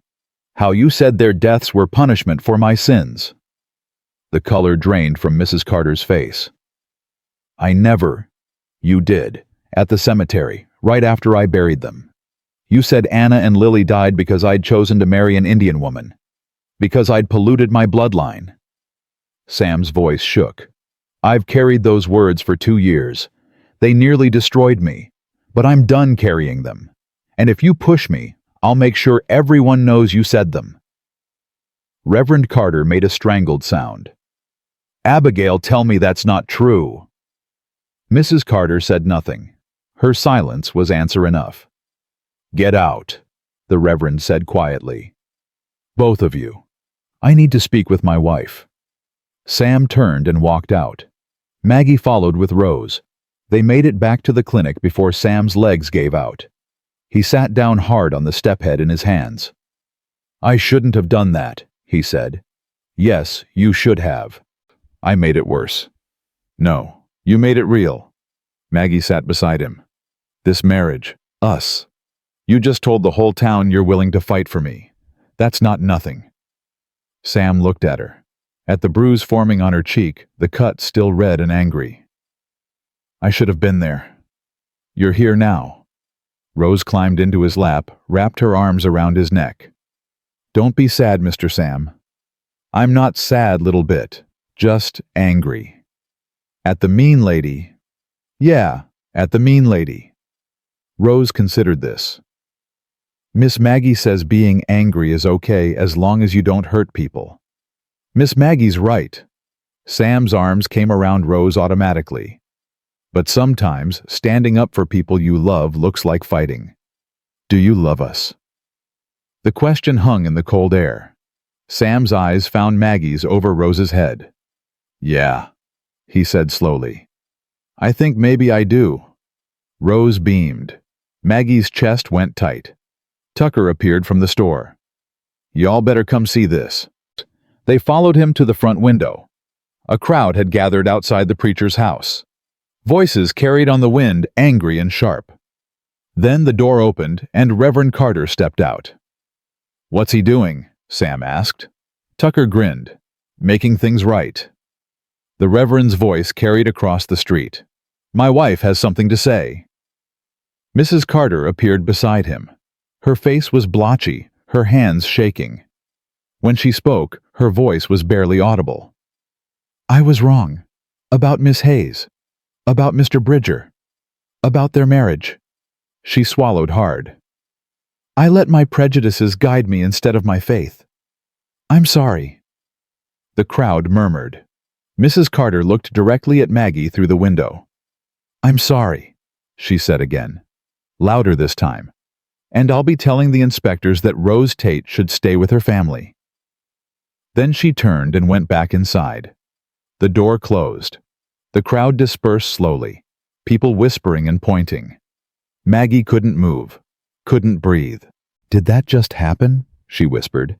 "Yeah," Tucker said. "I believe it did." Sam stood. "I need air." He walked out before Maggie could stop him. She watched him cross to the forge, disappear inside. Rose tugged her hand. "Is Mr. Sam okay?" "I don't know, sweetheart. Stay here with Tucker. I'll go check." The forge was dark, except for the red glow of banked coals. Sam stood with his back to her shoulders, heaving. "Sam." She said it. His voice was raw. She actually admitted it. "I heard. For 2 years I thought I was crazy. Thought maybe I'd imagined what she said at the cemetery. But I didn't. It was real. And now everyone knows." Maggie moved closer. "Does that help?" "I don't know." Sam turned. His eyes were wet. "I don't know anything anymore. 3 days ago I was alone. Now I have a wife and a daughter, and people are fighting over whether I deserve them." "Do you want them?" Maggie asked quietly. "Really want them? Not just because of Rose. Not just because you are tired of being alone. Do you want this marriage to be real?" Sam stared at her. "You're asking me that now. I'm asking because I need to know. Because if we're going to keep fighting for Rose, I need to know we're fighting for us too." "What are you saying?" "I'm saying I came here looking for a husband who'd give me a name and a house. But somewhere between the clinic and the courthouse and you sleeping on my floor, I started wanting more." Maggie's voice shook. "I started wanting you. Not the arrangement. Not the convenience. You." Sam crossed the space between them in 2 strides. His hands came up to cup her face, careful of the bruise. "I'm broken," he said. "I'm angry and damaged, and I don't know how to be a husband anymore." "I'm broken too. We can learn together." "What if I can't love you the way you deserve?" "Then love me the way you can. And I'll do the same." He kissed her. Not like he had at their wedding. This was desperate seeking, like he was trying to prove something to both of them. Maggie kissed him back, fingers curling into his shirt, holding on. When they broke apart, Sam pressed his forehead to hers. "I want this to be real," he said. "God help me. I want it so badly it scares me." "Me too." They stood there in the forge's dim light, holding each other, while the coals burned low. Outside, Sweetwater carried on. But inside, something fundamental had shifted. They were no longer strangers playing at marriage. They were 2 broken people choosing to heal together. The next morning brought disaster in a different form. Maggie woke to Rose burning with fever, her small body shaking under the blankets. The girl's skin was hot enough to hurt when Maggie touched her forehead. "Sam?" Maggie's voice cracked with panic. "Sam, wake up." He was beside her in seconds. "What's wrong?" "She's sick. Really sick." Sam touched Rose's cheek and went white. This is how it started. With Lily. The fever came first. "Don't." Maggie grabbed his arm. "Don't go there. This isn't the same." "You don't know that. I know medicine. I know fevers. And I know I won't let her die." Maggie was already moving, pulling jars from shelves, heating water. "Get Tucker. I need willow bark and chamomile. And ice. We need ice." Sam didn't move. He just stared at Rose, frozen. "Sam." Maggie's voice cut through his paralysis. "I need you. Rose needs you. So either help me or get out of the way." That snapped him back. He ran. Maggie worked fast. She stripped Rose down to her shift, sponged her with cool water. The girl whimpered, but didn't wake. Her breathing was shallow, rapid. "Come on, sweetheart," Maggie whispered. "Stay with me." Tucker arrived with supplies. Sam came behind him carrying a bucket of ice from the cold cellar. "What do you need us to do?" Tucker asked. "Ice packs. Wrap chunks in cloth. We need to bring the fever down slowly." They worked together. Maggie brewed bitter tea-coaxed drops between Rose's cracked lips. Tucker kept the ice coming. Sam held Rose's hand, his face gray with terror. Hours passed. The fever wouldn't break. "This isn't working," Sam said hoarsely. "It takes time." "She's getting worse, Maggie. Look at her." Maggie looked. Rose's lips had a blue tinge. Her breathing was more labored. "There's a doctor in Laramie," Tucker said. 2 days' ride." "She doesn't have 2 days," Maggie said. "Then what?" Sam's voice broke. What do we do? Maggie closed her eyes, thought of her father, of the Arapaho women who'd raised her, of medicines the white doctors dismissed as savage nonsense, but worked when nothing else would. I know something, she said, but it's not in any medical book. I don't care where it comes from, Sam said. If it'll save her, do it. Maggie went to her bag, pulled out a bundle wrapped in deerskin she'd kept hidden since leaving the reservation. Inside were roots and herbs the missionaries had forbidden, medicine that worked but marked you as other. She hesitated. Using this would confirm every whisper about savage blood, about witchcraft, about not being civilized enough. Then Rose moaned, and Maggie stopped caring. She boiled the roots into a thick paste, added herbs that smelled sharp and earthy. The smell filled the clinic pungent and unmistakable. Tucker's eyes widened. That's Indian medicine. Yes? Mrs. Carter finds out. I don't care what Mrs. Carter finds out. Maggie applied the paste to Rose's chest, her temples the soles of her feet. My father saved lives with this. So did the women who raised me. It works. She forced more tea down Rose's throat, waited, prayed to gods she'd been taught to deny. An hour passed, then two. Rose's fever broke. The girl's eyes fluttered open. Miss Maggie. Maggie's sob was half laugh, half cry. I'm here, sweetheart. I don't feel good. I know, but you're going to be okay now. Sam's face crumpled. He turned away, shoulders shaking. Tucker gripped his arm. She's all right, son. Your girl's all right. She's not my girl, Sam said roughly. I'm not her father. Could have fooled me. Tucker squeezed once, then left them alone. Maggie cleaned Rose up, got her into fresh clothes, coaxed broth between her lips. The girl drifted back to sleep this time, peaceful. When Maggie finally sat back exhausted, Sam was watching her. You saved her, he said. We saved her. No, you did. With medicine you were scared to use because of what people would say. His voice was rough. You risked everything for her. She's worth it. So are you. Sam moved closer. I've been so scared of losing another child that I couldn't see what was right in front of me. You're not Anna. Rose isn't Lily. And I need to stop treating this family like it's going to disappear. We're not going anywhere. I know, and neither am I. He took her hand. I'm all in, Maggie. Whatever comes next. I'm not running. Maggie leaned into him, bone-tired, but lighter somehow. Good, because I'm not done fighting yet. Rose stirred, reached for both of them. They moved to the cot, one on each side of her. The girl grabbed their hands, pulled them together. My family, she mumbled, already half asleep again. Sam's fingers tightened around Maggie's. In the morning they'd face inspectors and gossip and Mrs. Carter's scrutiny. But tonight, they had each other.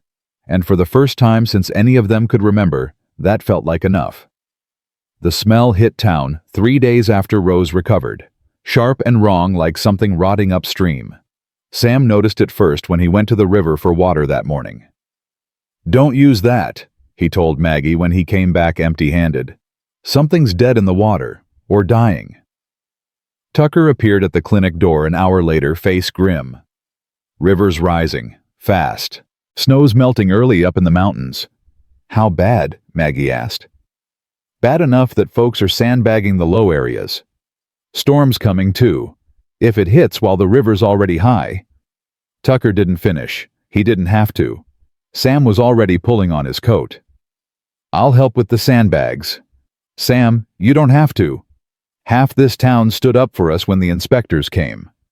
Time to return the favor. He kissed Maggie, quick ruffled Rose's hair. Keep her inside. If the river breaks the banks, head to higher ground. He left before Maggie could argue. Rose pressed against the window, watching him cross toward the river where men were already working. Is Mr. Sam going to be okay? Rose asked. He'll be fine, sweetheart. But Maggie's hands shook as she ground herbs. She'd seen floods before, seen what they did to towns built too close to water. The rain started at noon. Light at first, then harder. By evening it was coming down in sheets. The clinic door burst open, and a woman stumbled in soaked and wild-eyed. "My husband," she gasped. "He was working the sandbags and something fell on his leg. He's bleeding bad." Maggie grabbed her medical bag. "Rose, stay with Tucker." "I want to come." "No, you stay here where it's safe." Maggie's tone left no room for argument. She followed the woman out into the rain. The sandbagging operation had turned into chaos. Men shouted over the roar of rising water. Someone had rigged torches, but the wind kept blowing them out. Maggie found the injured man lying in mud, his leg bent wrong, blood pooling. "Don't move him," she ordered.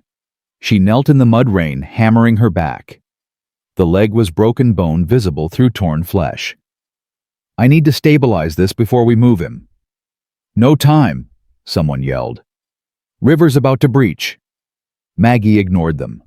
She worked fast, cleaning the wound, setting the bone as best she could, wrapping it tight. The man screamed. She kept working. "Maggie?" Sam appeared beside her, covered in mud. "You need to get out of here." "Almost done? Now." He grabbed her arm. "The sandbags aren't holding. This whole area's about to flood." Maggie tied off the bandage. "Help me carry him." Sam and another man lifted the injured worker. They'd made it 10 feet when the sandbag wall gave way with a roar like thunder. Water crashed through, black and violent. Someone screamed. Maggie lost her footing, went down hard. Water closed over her head. Strong hands grabbed her, hauled her up. "Sam!" He was yelling something she couldn't hear over the water's roar. They ran, half dragging the injured man between them. Others fled alongside them, abandoning tools and supplies. They made it to higher ground, just as the flood swallowed Main Street. Maggie stood gasping, watching water devour the town. Buildings groaned. Windows shattered. Debris churned in the current. "Tucker," she gasped. "Rose." "General stores on high ground," Sam said. "Sam, they're safe." "You don't know that." "I saw Tucker boarding up before I came to get you. They're safe, Maggie." But Maggie was already running. Sam cursed and followed. They reached the store to find Tucker and Rose in the upstairs window. Tucker waved. "We're all right," he shouted. "Water's not high enough to reach us." Relief hit Maggie so hard she nearly fell. Sam caught her. "Told you," he said. The injured man groaned. Maggie turned back to him, examining her field dressing. The bleeding had slowed, but not stopped. "I need to operate," she said. "That bone's going to get infected if I don't clean it proper." "Where?" Sam looked around. Most of the buildings on low ground were flooded. The clinic's underwater. "The church," someone said. "It's on the hill, still dry."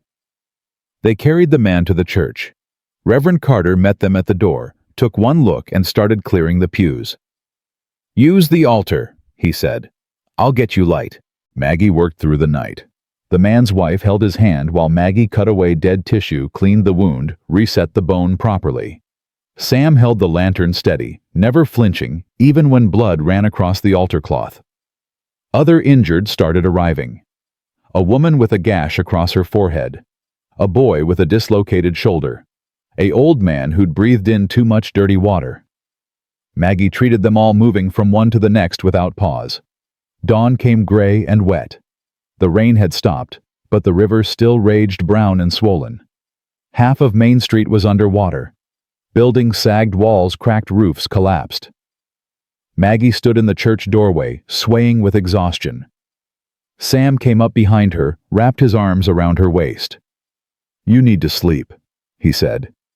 "People need help. And you can't help them if you fall over." He turned her to face him. "Tucker's got Rose. The patients are stable. Come on. Few hours rest, then you can save more lives." Maggie wanted to argue, but her legs were shaking and her hands wouldn't stop trembling.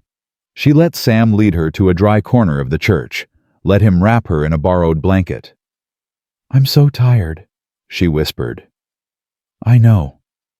Sam settled beside her, pulled her against his chest. Sleep. I've got you.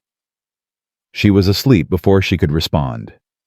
Maggie woke to shouting. She jerked upright, momentarily confused. Sam was already on his feet.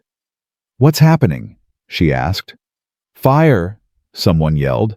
The Carter house is on fire. They ran outside. Smoke poured from the preacher's house, thick and black. Flames licked through broken windows. People formed a bucket brigade, but the well was flooded, the water contaminated. Where's Reverend Carter? Sam demanded. Inside. He went back for his wife. Without thinking, Maggie ran toward the house. Sam grabbed her. What are you doing? He helped us. I'm not letting him die. The house is coming down. Then we better hurry. Maggie pulled free and ran. The heat hit her like a wall. Smoke burned her lungs. She dropped low, crawling through the parlor. Found Reverend Carter in the hallway, unconscious. Mrs. Carter pinned beneath a fallen beam. Help me! Mrs. Carter gasped when she saw Maggie. Blood ran down her face. Her leg was trapped. Maggie grabbed the beam, tried to lift. It wouldn't budge. Flames crawled across the ceiling above them. Sam appeared through the smoke. I told you to wait. The beam! Maggie coughed. I can't move it. Sam grabbed the Reverend, dragged him toward the door. Get out, I'll get her. It's too heavy. Get the Reverend outside. Now. Maggie hesitated, then grabbed Reverend Carter under the arms. She pulled him through the smoke, through the heat, out into clean air. Hands took him from her. Someone wrapped a blanket around her shoulders. Where's Sam? Tucker demanded. Maggie turned back to the house. Flames had engulfed the doorway. The roof groaned. Sam, she screamed. Sam, get out! The roof collapsed with a roar. Maggie lunged forward. Tucker grabbed her, held her back. You can't. He's in there. Maggie fought against Tucker's grip. Sam, Sam. For one terrible, endless moment, nothing happened. Then a figure burst from the side of the house, carrying Mrs. Carter. Sam, covered in soot and burns, but alive. He collapsed 10 feet from the building. The rest of the roof came down, sending sparks 50 feet into the air. Maggie broke free of Tucker, ran to Sam. He was coughing, barely conscious. Mrs. Carter lay beside him, her leg bent wrong but breathing. You stupid, stupid man! Maggie sobbed. She ran her hands over him, checking for injuries. Burns on his arms, his face. Nothing life-threatening. You could have died. So could you, Sam rasped. You ran in first. That's different. No, it's not. He grabbed her hand. We're a team now, remember? We save people together, not alone. Maggie wanted to argue. Instead, she kissed him. Hard and desperate and grateful. When she pulled back, Sam was smiling despite the pain. Worth it. Shut up. But she was smiling too. Mrs. Carter stirred. Her eyes opened, found Maggie's face. You saved me. Sam saved you. You came for me first, after everything I did to you. Mrs. Carter's voice broke. Why? Because that's what healers do, Maggie said simply. We don't pick who deserves saving. Tears tracked through the soot on Mrs. Carter's face. I'm sorry, for all of it. You're a better Christian than I ever was. Maggie squeezed her hand once, then moved to check her injuries. The leg was broken. Badly. She'd need surgery.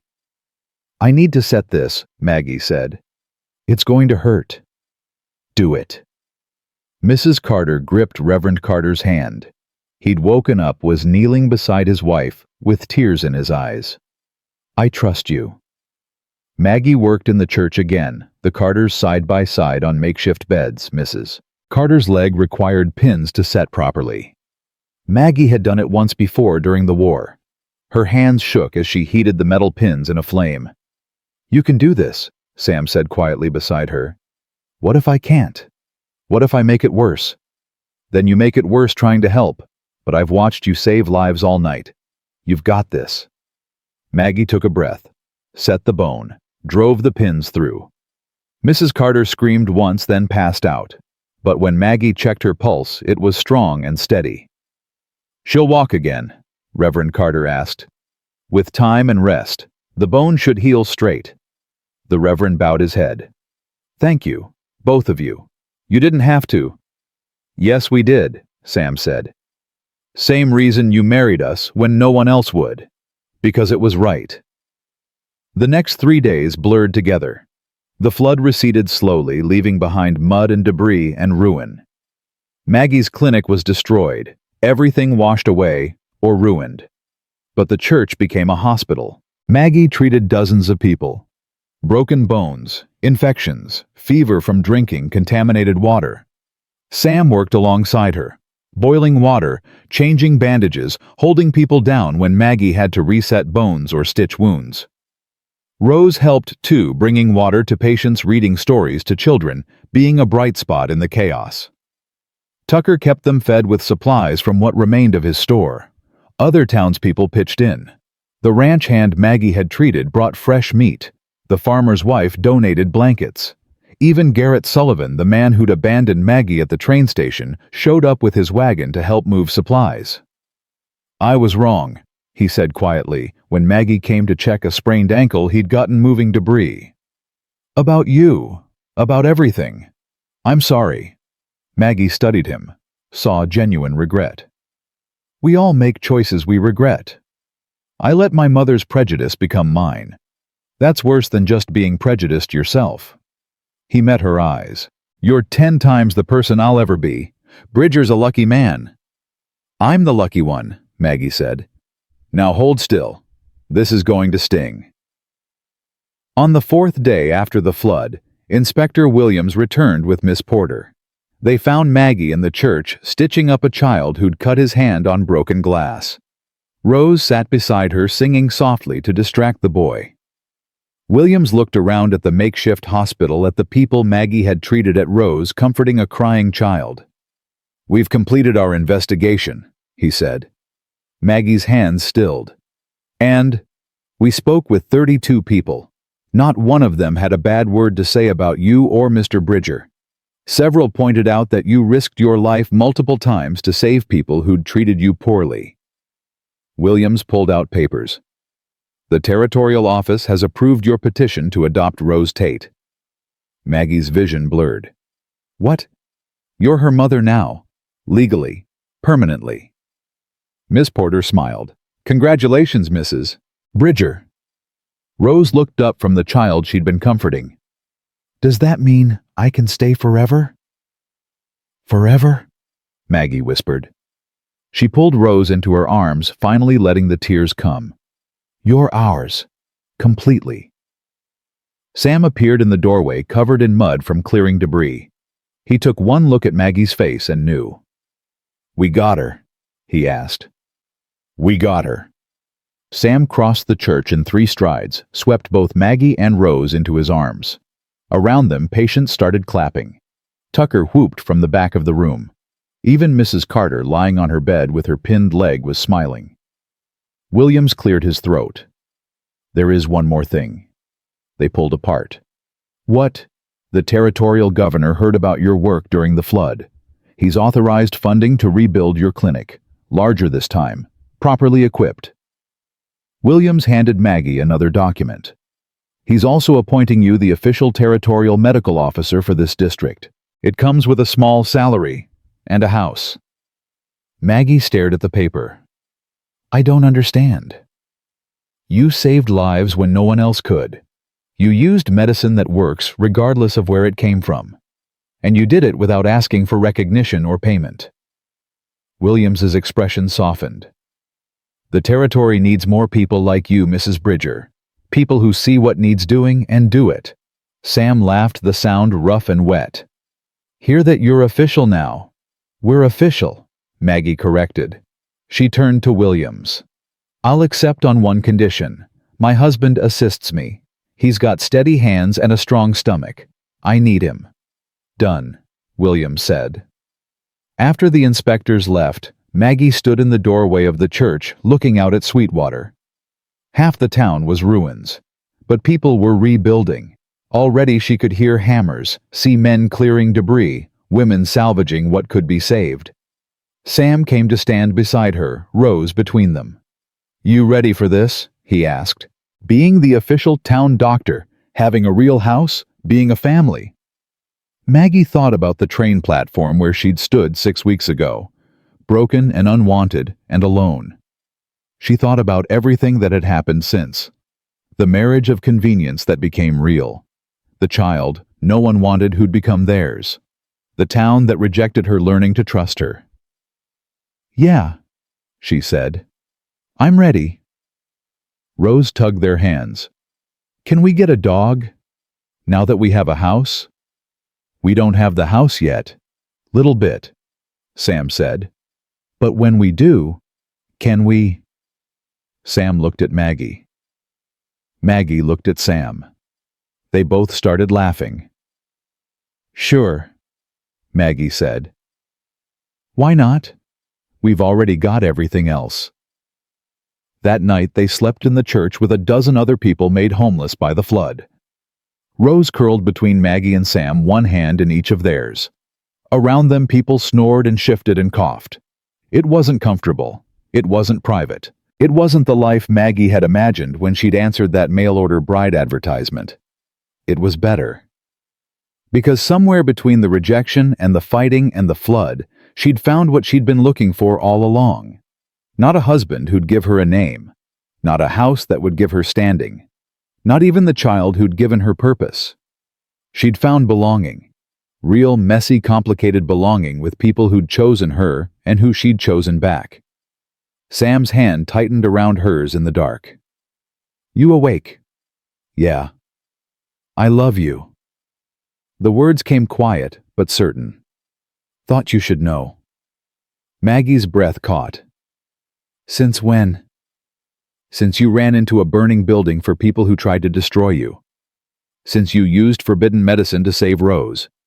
Since you looked at me and saw someone worth fighting for." He shifted, propped himself on one elbow. "I didn't want to. Fought against it. But I love you, Maggie. Completely." "I love you too," Maggie whispered. "So much it scares me." "Good. We'll be scared together." Rose mumbled in her sleep, snuggled closer. They lay there in the darkness, listening to her breathe, listening to the town settle. Tomorrow they'd start rebuilding. The clinic, the house, the life they were making. But tonight, they had each other. And in the end, that was all they'd ever really needed. The house arrived in pieces over 3 weeks. Lumber from Laramie glass, from Denver nails and tools, donated by half the territory. Men who'd never spoken to Maggie before showed up at dawn to hammer and saw. Women brought food. Children carried water. Sam worked from sunrise to sunset, building their home with hands that had once only known how to forge metal and bury the dead. Maggie watched him measure and cut and fit boards together, watched him transform raw wood into walls and roof and windows. "You ever built a house before?" she asked one evening. "No." Sam wiped sweat from his forehead. "But I tore one down after Anna died. Couldn't stand living in the place where I'd lost everything. Figure building one's got to be easier than destroying one." Rose ran between the half-finished walls, arms spread wide. "My room's going to be here, right, Papa?" Sam froze. So did Maggie.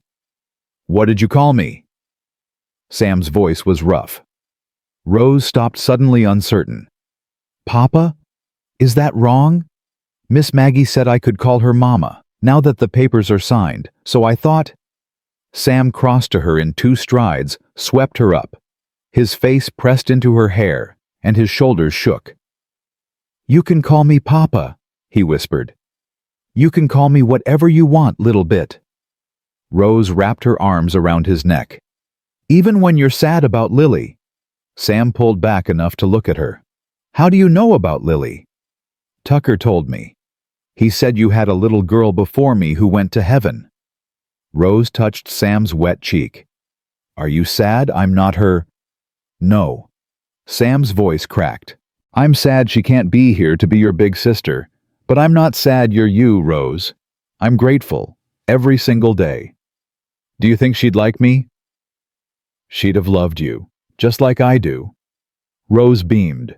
Then she wiggled down and ran back to playing house in the unfinished walls. Sam stood there, chest heaving. Maggie came to him. You all right? I don't know. I spent 2 years thinking I'd never be a father again. Never wanted to be. It hurt too much. He looked at Maggie. But now I've got Rose calling me Papa, and it feels right. How is that possible? Because Lily will always be your daughter. But so is Rose. You've got room for both. Sam pulled Maggie close, buried his face in her neck. I don't deserve this. Any of it. Neither do I. But we've got it anyway. They stood there while Rose played, and the sun set, and the skeleton of their new life rose around them. The clinic opened 2 weeks later, twice as large as the old one with a proper surgery room and enough space for overnight patients. The territorial governor sent medical supplies Maggie had only dreamed of owning. Clean bandages, real surgical instruments, medicines from back east. The sign above the door read, M. Bridger Territorial Medical Officer, all welcome. Mrs. Carter was the first patient through the door. She limped in on a cane, her leg still healing from the pins Maggie had set. Reverend Carter supported her other side. I know I'm not your favorite person, Mrs. Carter said. But I heard you're treating people today, and my leg's been aching something fierce. Maggie gestured to the examination table. Sit down. Let me look. She unwrapped Mrs. Carter's leg carefully. The incision had healed clean, no infection. The pins were holding. But the muscle had atrophied from weeks of inactivity. You need to walk more, Maggie said. Not enough to re-injure it, but enough to build strength back. It hurts when I walk.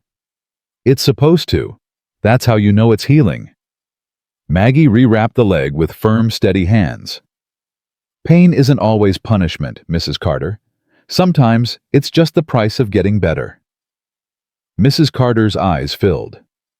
I deserve that. I'm not talking about your conscience. I'm talking about your leg. I know, but... Mrs. Carter swallowed hard. I owe you more than an apology. I owe you the truth.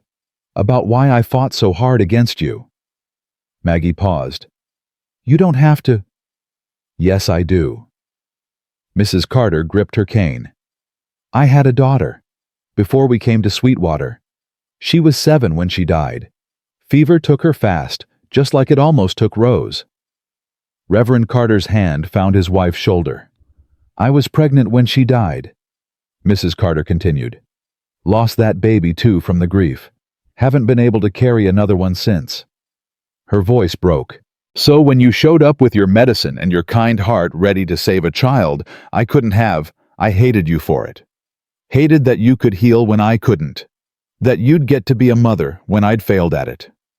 Maggie's throat tightened. That's not failure. Isn't it? I let my pain turn me cruel. Tried to take from you what I'd lost myself. Mrs. Carter looked up. But watching you work during the flood, seeing you risk everything to save people who'd hurt you, it broke something open in me.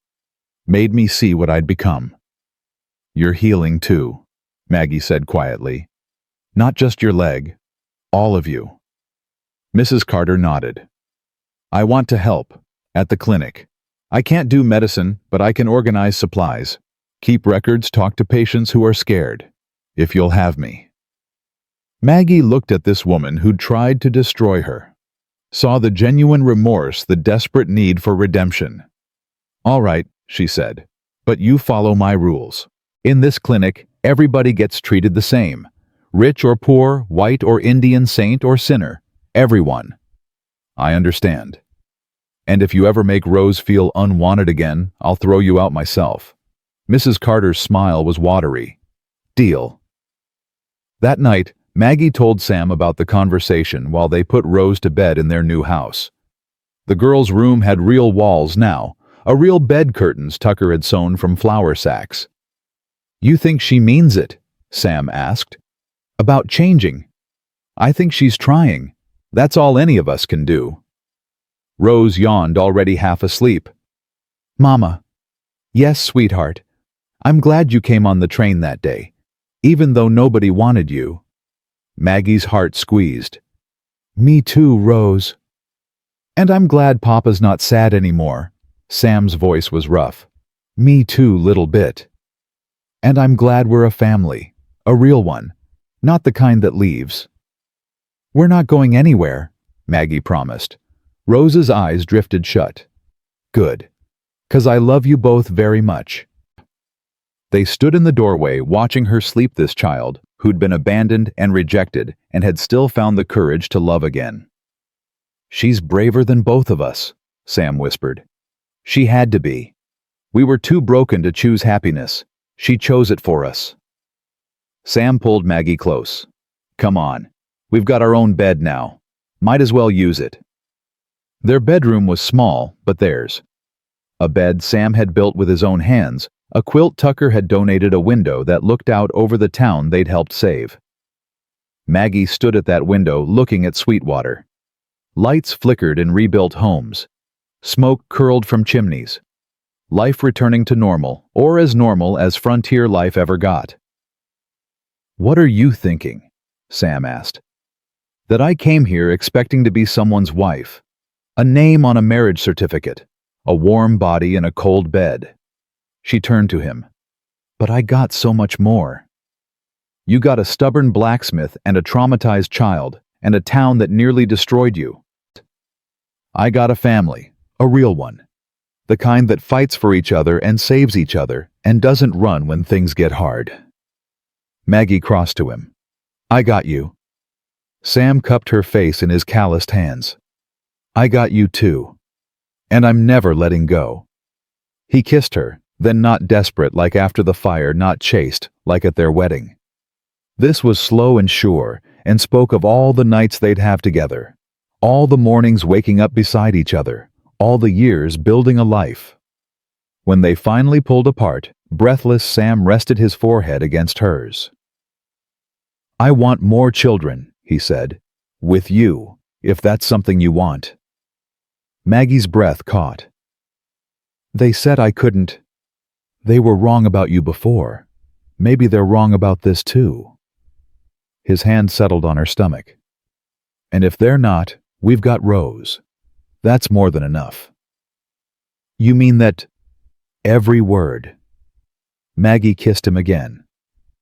Then yes, I want more children, and a dog for Rose, and a bigger garden, and to grow old together in this house you built. That's a lot of wanting. I've got a lot of years to make up for. I spent too long thinking I didn't deserve to want anything. And now I want everything. They made love that night in their own bed in their own house as husband and wife in truth and not just on paper. And afterwards, wrapped in each other's arms, Maggie felt something she'd never felt before. Home. 3 months later, Maggie woke up sick. She barely made it outside before her stomach rebelled. Sam found her leaning against the house, pale and shaking. You all right? I don't know, might have eaten something bad. But it happened again the next morning, and the next. On the 4th day, Mrs. Carter took one look at Maggie's face and smiled. How far along are you? Maggie froze. What? You're pregnant, dear. I'd stake my life on it. That's not possible. The doctors said. The doctors were wrong, Mrs. Duss. Carter squeezed Maggie's hand. Congratulations. Maggie sat down hard. Pregnant. She was pregnant. After years of being told she'd never conceive after her first husband's family calling her barren and cursed, Mama Rose appeared in the doorway. Why are you crying? I'm not crying, Maggie realized tears were streaming down her face. I'm happy, sweetheart. Why? Because you're going to be a big sister. Rose's eyes went huge. Really? Really? Rose shrieked and launched herself at Maggie. Mrs. Carter caught her mid-flight. Careful now, your mama's got precious cargo. Sam came running from the forge. What happened? Who's hurt? Rose wriggled free and ran to him. Papa, Mama's got a baby in her tummy." Sam went very still. "What?" Maggie stood cross to him. "I'm pregnant. About 3 months, Mrs. Carter thinks." Sam's face went through a dozen emotions: shock, joy, terror. Then he grabbed Maggie and spun her around, laughing. "We're having a baby. Put me down before I'm sick on you." He set her down gently, hands shaking. "Are you sure? Really sure?" "Mrs. Carter's been pregnant 8 times. She knows the signs." 8. Sam looked at Mrs. Carter in surprise. "Lost most of them," Mrs. Carter said quietly. "But I know what early pregnancy looks like. Your wife's definitely carrying." Sam pulled Maggie close, his hand on her still flat stomach. "A baby. Our baby." "Don't get too excited yet," Maggie warned. "Lots can go wrong in the first months." "Nothing's going wrong. I won't let it." "That's not how biology works." "I don't care." Sam kissed her forehead, her cheeks, her lips. "This baby's going to be fine. You're going to be fine. We're all going to be fine because I refuse to lose anyone else I love." Maggie wanted to tell him he couldn't control that, couldn't prevent loss through sheer determination. But looking at his face, at the fierce love there, she decided to believe him. "Okay," she whispered. "We're going to be fine." The pregnancy was hard. Maggie was sick for months, could barely keep food down, exhausted all the time. But she kept working, kept seeing patients, kept teaching Rose her letters and numbers, and which herbs healed which ailments. Sam built a cradle from cherry wood. Tucker donated baby clothes his daughter's children had outgrown. Mrs. Carter organized a quilting circle that made blankets and gowns. Even Garrett Sullivan's mother, who'd convinced her son to reject Maggie, showed up with hand-knitted booties and a mumbled apology. "My grandson," she said stiffly. "He told me what you did during the flood, how you saved people who'd treated you poorly, made me think about my own choices." "And," Maggie asked, "and I was wrong, about you, about what kind of woman you'd be." She held out the booties. "These won't make up for it, but maybe they're a start." Maggie took them. Soft yellow wool, tiny and perfect. "Thank you." The woman nodded and left quickly, like staying longer might break her composure. Maggie held the booties and cried hormones and gratitude and the sheer impossibility of her life overwhelming her. Rose found her like that. "Mama, why are you sad?" "I'm not sad, sweetheart. I'm just—" Maggie wiped her eyes. "Sometimes happy and sad feel the same. That doesn't make sense." "I know, but it's true anyway." Rose climbed into Maggie's lap, careful of her growing belly. "I'm going to be the best big sister ever." "I know you are. I'll teach the baby everything, how to read, how to find good herbs, how to make Papa smile when he's sad. You already do that last one. Then I'll teach the baby too." Rose pressed her ear to Maggie's stomach. "Can the baby hear me?" "Maybe." "Hi, baby. I'm your big sister Rose. I'm going to love you so much. Even when you cry and smell bad and keep Mama and Papa awake, I'll still love you." Maggie's throat closed. She held Rose tighter, felt the baby kick for the first time, and thought about how 3 seasons ago she'd been alone on a train platform with nothing and no one. Now she had everything. The baby came in early spring. Labor started at dawn, hard and fast. Sam sent Rose to stay with Tucker and ran for Mrs. Carter, who'd delivered dozens of babies in her time. "It's too early," Maggie gasped between contractions. "The baby's not due for another month." "Babies come when they're ready, not when we expect them," Mrs. Carter said calmly. She examined Maggie, nodded. "Everything looks good. This baby's just impatient." "Like her mother," Sam said. His face was pale, but he gripped Maggie's hand like a lifeline. "Or him," Maggie panted. "Or them." Mrs. Carter smiled. "Now push."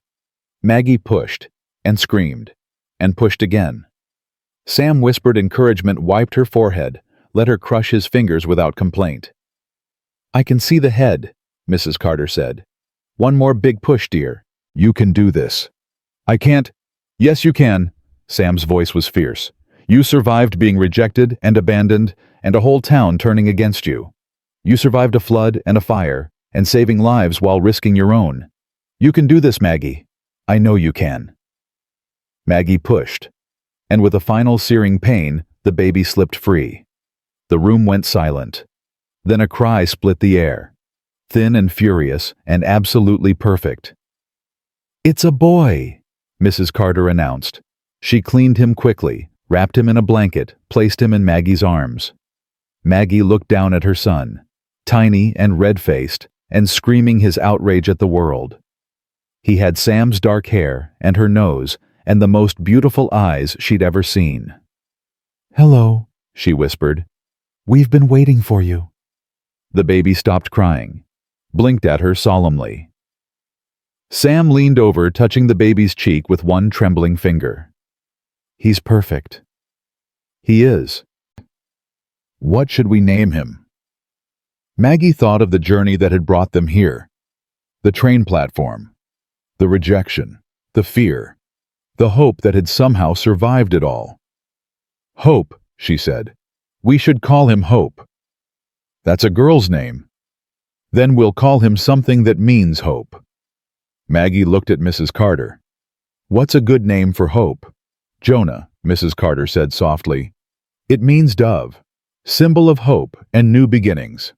"Jonah," Sam repeated. "Jonah Bridger." The baby Jonah yawned and snuggled against Maggie's chest. And just like that, their family was complete. Tucker brought Rose home that evening. The girl burst through the door, eyes huge.